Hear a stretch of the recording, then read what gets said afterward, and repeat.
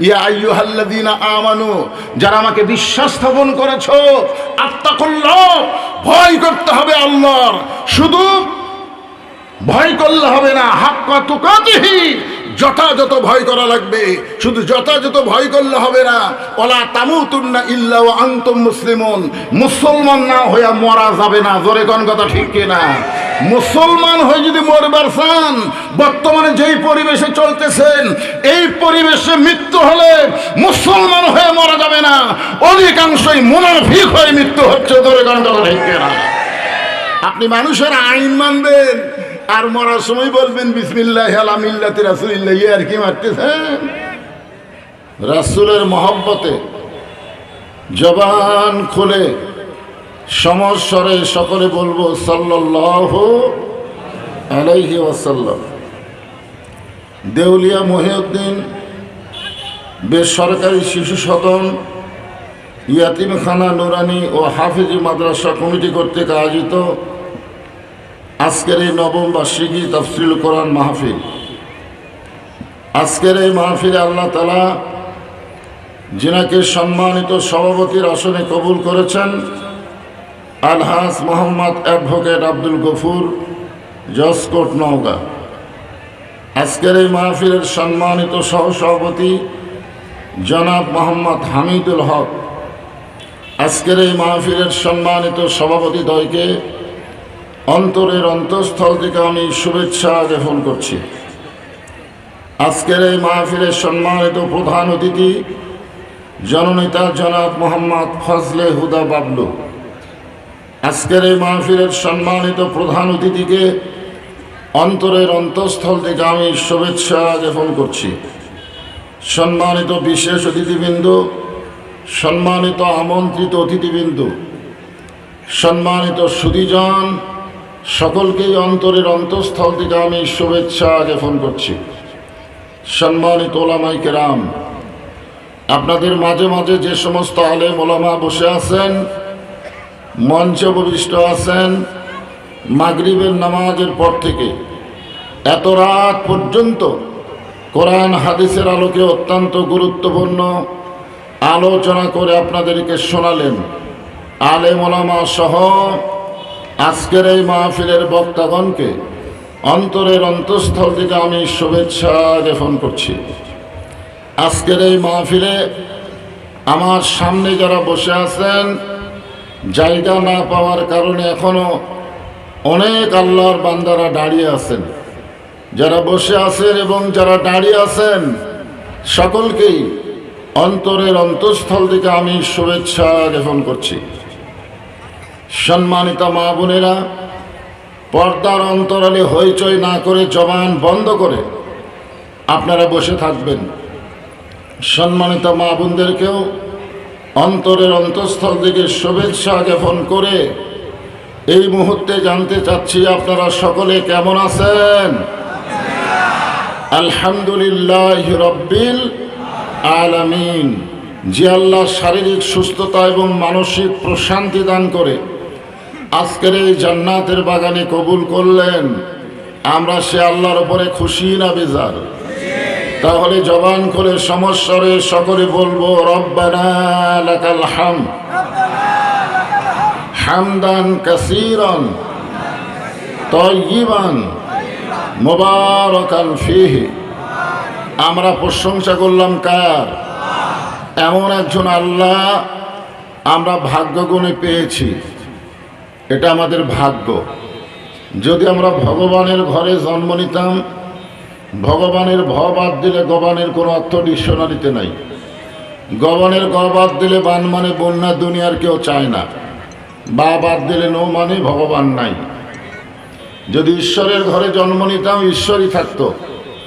গডের ঘরে জন্ম নিলে গডেস হতো। কিন্তু আমরা এমন একজন আল্লাহ পেয়েছি যে আল্লাহ আল্লাহু লা ইলাহা ইল্লা হুয়াল হাইয়ুল কাইয়ুম। জোরে বলেন সুবহানাল্লাহ। যদি মন চায় আলিফ বাদ দেন, লিল্লাহি মা ফিস সামাওয়াতি ওয়াল আরদ। আবার যদি মন চায় আর একটা লাম বাদ দেন, লাহুল মুলকু ওয়া লাহুল হামদ। আবার যদি মন চায় লাম বাদ দেন, হুয়াল্লাহুল্লাযী লা ইলাহা ইল্লা হু। এমন একজন আল্লাহ পেয়েছি যার সব কিছু বাদ দিল আল্লাহ বাদ পড়ে না। মুসলমানের আল্লাহ সদা বিরাজমান। জোরে বলেন কথা ঠিক কি না? আমরা সে আল্লাহ পেয়েছি।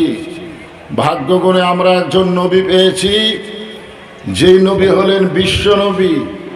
শুধু বিশ্ব নবী না, তিনি হলেন বিশ্ব নেতা। জোরে বলেন ঠিক কি না?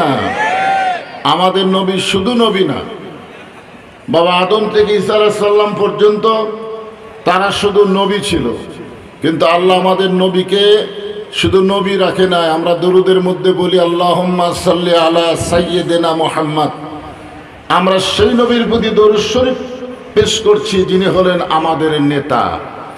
এমন একজন নেতা আমরা পাইছি, যেই নেতা লাইলাতুল মেরাজে গিয়ে আল্লাহর হুকুমে জান্নাত পরিদর্শন করলেন।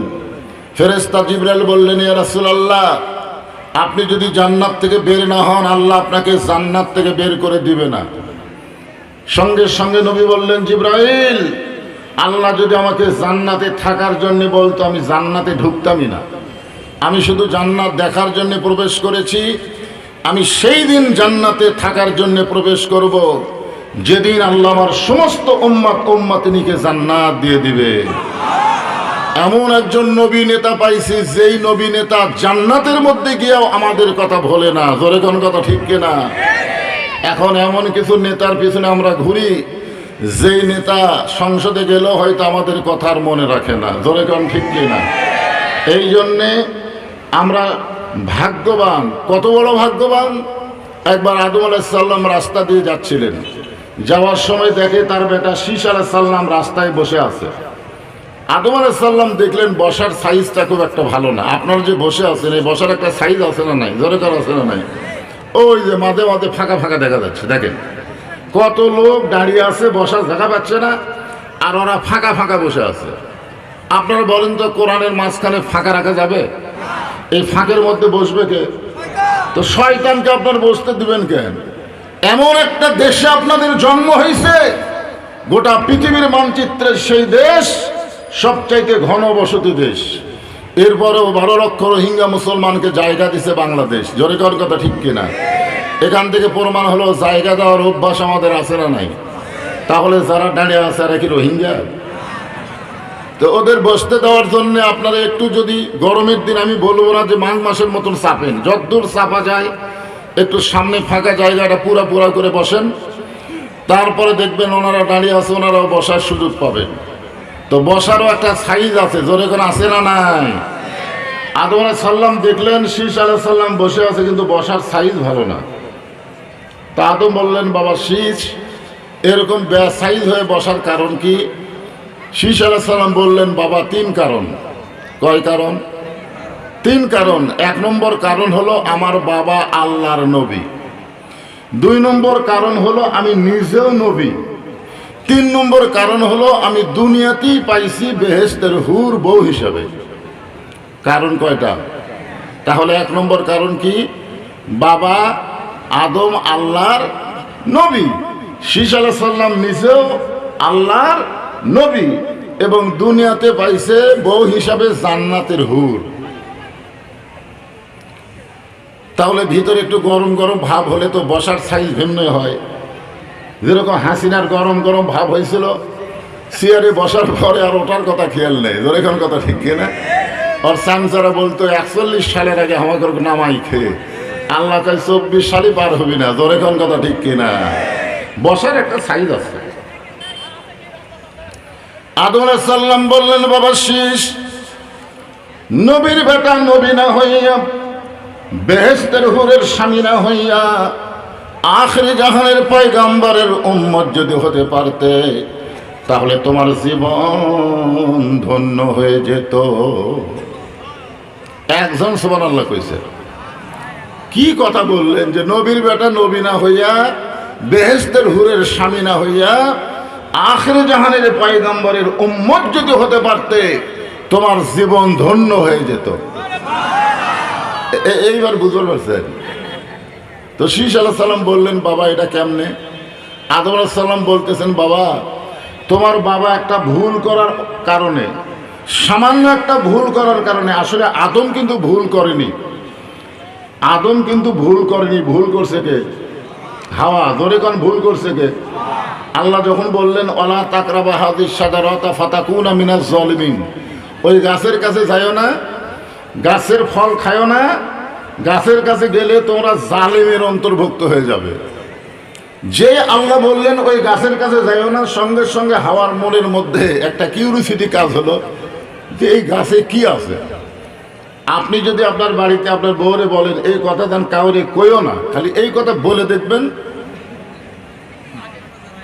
হ্যাঁ, খালি যদি নিষেধ করেন তাহলে আকর্ষণ বাড়বে, ধরে এখন ঠিক কিনা। আর যদি বলেন এই কথাটা অমুক একটু বলো তো, তখন বলবে আমার কাম নাই। মানে বলবার বললে বলবে না, নিষেধ করলে বলবে। এটা হলো নারীদের একটা ধর্ম, ঠিক কিনা বলেন? তো যখন মা হাওয়া বারবার ওই গাছের দিকে তাকায়, তখন ইবলিস শয়তান দেখলো যে হাওয়া যখন বারবার গন্ধম গাছের দিকে তাকাচ্ছে, হাওয়ারে তো সাইজ করা যায়, তো হাওয়ারে সাইজ করে গন্ধম ফল খাওয়াইছে। তো এখন ইবলিস শয়তান বলতেছে হাওয়া তুমি যে গন্ধম ফল খাইলা, তোমার স্বামীকেও খাওয়াতে হবে, না খাওয়াইলে তুমি থাকবে জান্নাতে, তোমার স্বামীকে আল্লাহ দুনিয়াতে পাঠাই দিবে। তা হাওয়া তখন এই গন্ধম ফল শরবত করে আদম আলাইহিস সালামকে খাওয়ালেন। খাওয়ানোর সাথে সাথে আল্লাহ বললেন আদম জান্নাত থেকে বের হয়ে যাও। আসলে দেখেন তো হাওয়া কি গন্ধম আগে খায়নি? কথা বলেন, খাইছে কি খায়নি? কিন্তু আল্লাহ তখন হাওয়াকে জান্নাত থেকে বের করে দিলে আদমকে খাওয়াই লাগতো না। কিন্তু হাওয়া খাইছে, আল্লাহ কিছুই কয়নি। যে আদম খাইছে সঙ্গে সঙ্গে আল্লাহ বলতেছেন জান্নাত থেকে বের হয়ে যাও। আদম বলতেছেন আল্লাহ আমি গন্ধম গাছের কাছে যাই নাই, গন্ধম ফল আমি খাই নাই, হাওয়া যে শরবতের মধ্যে গন্ধম আমারে খাওয়াইছে এটা আমি জানতেও পারি নাই। যখন জানবার পারছি শরবতের মধ্যে গন্ধম আছে, তখন আমার এই ডান হাতখানা মুখের মধ্যে ঢুকাইয়া দিয়া আমি রক্ত বমি করেছি। আমি কি বমি করেছি? আমি রক্ত বমি করেছি। এরপরে বলেন আমার দোষ কোথায়? এরপরে আপনি বলেন আল্লাহ এখানে আমার দোষ কোথায়? আল্লাহ বলতেছে আদম আসলেই তোমার কোনো দোষ নাই। তা আদম বলতেছে তাহলে আমাকে জান্নাত থেকে বের করে দিবেন কেন? আল্লাহ বলে আদম হাওয়া তোমার কে হয়? আদম বলতেছে আল্লাহ হাওয়া আমার বউ হয়। আবার জিজ্ঞাসা করতেছে আদম হাওয়া তোমার কে হয়? আদম বলতেছে আল্লাহ হাওয়া আমার বউ হয়। আল্লাহ আবার জিজ্ঞাসা করতেছে আদম হাওয়া তোমার কে হয়? আদম বলে আল্লাহ একই কথা বারবার জিজ্ঞেস করেন কেন? হাওয়া আমার বউ হয়। আল্লাহ কয় দেখো আদম পরপর তিনবার তোমাকে বললাম হাওয়া তোমার কে হয়, তুমি তিনবারই স্বীকার করলা হাওয়া আমার বউ হয়। যাকে বউ বলে স্বীকার করবে সে কি করবে তুমি খেয়াল করবে না? তুমি যাকে বউ বলে স্বীকার করবা তোমার বউ কোথায় যায় কি করে স্বামী হিসাবে এটা খেয়াল করার দরকার আছে না নাই? তোমার হাওয়া যখন গন্ধম গাছের কাছে গেছিল তখন তুমি কোথায় ছিলে? আমি খেয়াল করিনি। তোমার হাওয়া যখন গন্ধম ফল খাইলো তখন তুমি কোথায় ছিলে? আমি খেয়াল করিনি।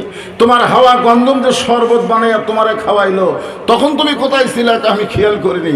আল্লাহ কয় বিয়া করবা তুমি আর খেয়াল করবা আমি? আজকে বাংলাদেশে আপনাদের বউয়েরা কি করতেছে? স্বামীর সাথেই শুধু প্রেম করতেছে না পরকিয়া করে বেড়াচ্ছে? এটা স্বামী হিসাবে আপনার খেয়াল করার দরকার আছে না নাই? দরকার আছে না নাই? বউগুলা খালি ও আসন বাড়াইছে যে বউ বেশি কি ঢঙ্গের রস করে, আজকে ঢং বাড়ে হয়ে যাবে। আদম বললেন বাবা একটা মাত্র ভুল করার কারণে দুনিয়ার 350 বছর পর্যন্ত আমি কেঁদেছি, এমন কাঁদা কেঁদেছি চোখের পানি দিয়া আমার গালের গোস্ত পর্যন্ত খসে পড়ে গেছে। সব সময় পানি পড়তে পড়তে মাটির মানুষ আদমের গালের গোস্ত খসে পড়ে গেছে। গোস্ত যখন খসে পড়ে যায় এমন সময় আদম তৃষ্ণা পাইয়া সাগরে পানি পান করতে গেছে। সাগরে পানি পান করতে গিয়ে দেখে তার চাওয়ালের মধ্যে কোনো গোস্ত নাই। আপনার বলেন তো আমার এই জায়গার মধ্যে যদি গোস্ত না থাকে আর ভিতরের হাড় যদি বাহিরে দেখা যায় তখন আমার চেহারা কেমন লাগবে? কথা কয় না। এই জায়গার গোস্ত নাই খালি হাড্ডি বার আছে, তাহলে চেহারা কি মানুষের মতন না ভূতের মতন? ভূতের মতো লাগবে। অথচ আল্লাহ বলেছেন লাকাদ খালাকনাল ইনসানা ফি আহসানি তাকবীম, মানুষকে আমি সর্বোত্তম আকৃতিতে সৃষ্টি করেছি। বলেন সুবহানাল্লাহ। আদম যখন নিজের চেহারা পানি পান করতে গিয়া পানির চেহারা আয়নার মতন দেখতে পাইল যে চেহারা ভূতের মতন হয়ে গেছে, সঙ্গে সঙ্গে আদম বলতেছে আল্লাহ এত কান্না কান্নাম, গালের গোস্ত খসে বলল, তারপরেও কি আমার এই ভুলের অপরাধ মাফ হবে না? আল্লাহ বলে আদম শুধু কাঁদলে হবে না, কাঁদার মতন কান্দা লাগবে। জোরে কোন কথা ঠিক না? আমরা সাইদি হুজুরকে বের করার জন্য, সুস্থ রাখার জন্য বহু কান্দা কাঁদছি। প্রত্যেকটা বক্তারা কাঁদছে শ্রোতা করক নিয়ে মোনাজাতের মধ্যে যে আল্লাহ কোরআনের পাখিরে হেফাজত করো, কোরআনের পাখিরে সুস্থ করো। তারপরেও তাকে জেলখানা থেকে বের করে নিয়ে হাসপাতালে হত্যা করছে। জোরে কোন কথা ঠিক না? তার মানে বোঝা গেল আমরা খালি কান্দিছি। শুধু কাঁদলে হবে না, কাঁদার মতো কান্দা লাগবে। আমি দেখেছি আক্কেলপুরে একজন একটা গজল গাচ্ছে, গাবো? আদম কান্দে গন্ধম খাইয়া, হাওয়া কান্দে দুনিয়াতে পইরা, ইব্রাহিম কান্দে অগ্নিকুণ্ডে, ইসমাইল কান্দে ছুরির নিচে, কানতে জানি না রে আল্লাহ, কানতে জানি না। ইব্রাহিম কান্দে অগ্নিকুণ্ডে, ইসমাইল কান্দে ছুরির নিচে, বনবাসে পৈরারে কান্দে বিবি হাজেরা রে আল্লাহ, কানতে জানি না। এই গজল যখন গাচ্ছে তখন ফেরেশতারা বলতেছে আল্লাহ তোমার বান্দাতে গজল গাচ্ছে আর চোখ দিয়ে দর দর করে পানি পড়তেছে, এর রেজাল্ট কি? আল্লাহ বলতেছে মিথ্যাবাদী।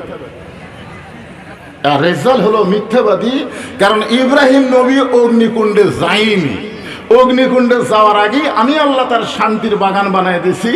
ইসমাইলকে ছুরির তলে দেওয়াই হয়নি, আমি আল্লাহ জান্নাত থেকে দুম্বা পাঠায় দিছি। জোরে খান কত ঠিক কিনা? তাহলে এরকম মিথ্যা গজল গায়ে যদি কেউ কান্দে, পাহাড় কাটিলাম জঙ্গল খুঁজিলাম রাসূল তোমার দেখায় আমি পাইলাম না। আপনারা বলেন তো পাহাড় কাটা জঙ্গল খুঁজে রাসূল পাওয়া যাবে? এইরকম অজাতা যারা কান্দে, এই কান্দার কোনো দাম নাই, কান্দার মতন কান্দতে হবে।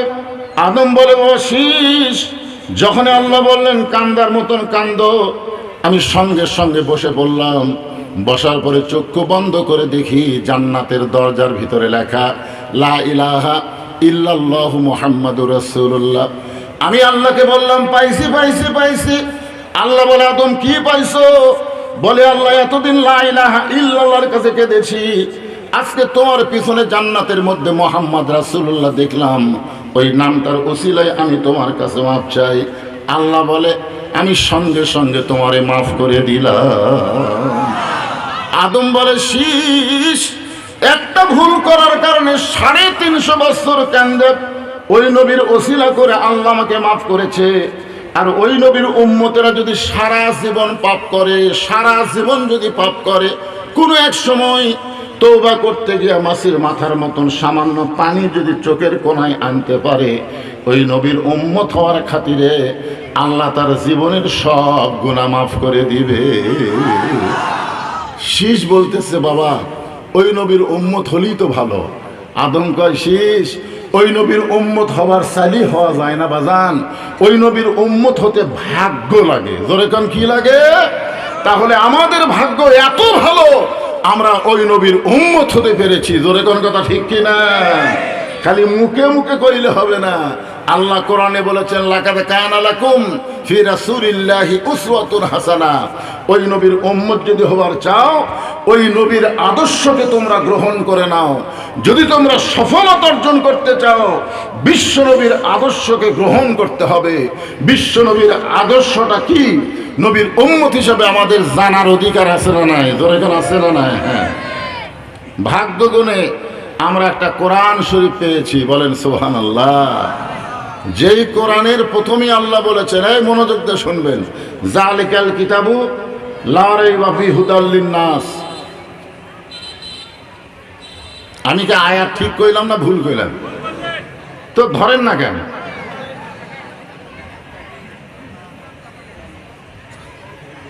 না, এখানে যদি আল্লাহ বলতো জালিকাল কিতাব লা রাইবা ফি হুদাল লিন-নাস, তাহলে বোঝা যাইতো এই কোরআন পাইকারি হারে সবাইকে হেদায়েত দিবে। এখানে আল্লাহ পাইকারি করে নাই। আল্লাহ বলেছেন এই কোরআনের মধ্যে কোনো সন্দেহ নাই, হুদাল লিল মুত্তাকিন, কেবলমাত্র মুত্তাকিদেরকে আল্লাহ হেদায়েত দিবে। জোরে কোন কথা ঠিক কি না?